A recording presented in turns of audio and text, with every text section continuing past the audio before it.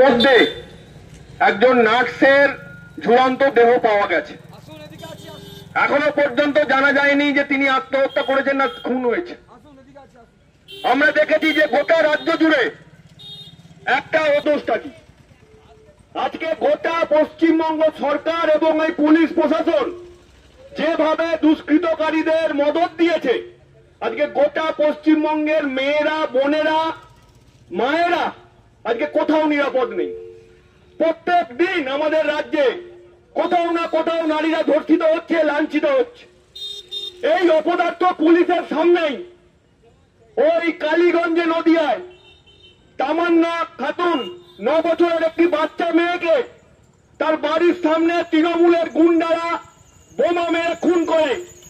তার অপরাধ ছিল তার বাবা সিপিএম করে, এটা তার অপরাধ। শুধু কি তামান্না, কিছুদিন আগে আমাদের সিঙ্গুরে বইচিপোটায় একটা 7 বছরের বাচ্চা মেয়েকে ধর্ষণ করা হয়েছে।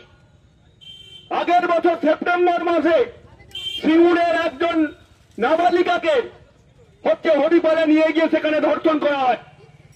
আমরা দেখেছি গোটা রাজ্য জুড়ে একের পর যতক্ষণ না ওই যে মেয়েটি খুন হয়েছে তার বাবা মা যতক্ষণ না পর্যন্ত নিশ্চিন্ত বোধ করছে এবং যতক্ষণ না পর্যন্ত ফার্স্ট ক্লাস ম্যাজিস্ট্রেটের অধীনে ভিডিওগ্রাফি করে এই পোস্টমর্টম আসছে এবং তার রিপোর্ট আসছে, ততক্ষণ পর্যন্ত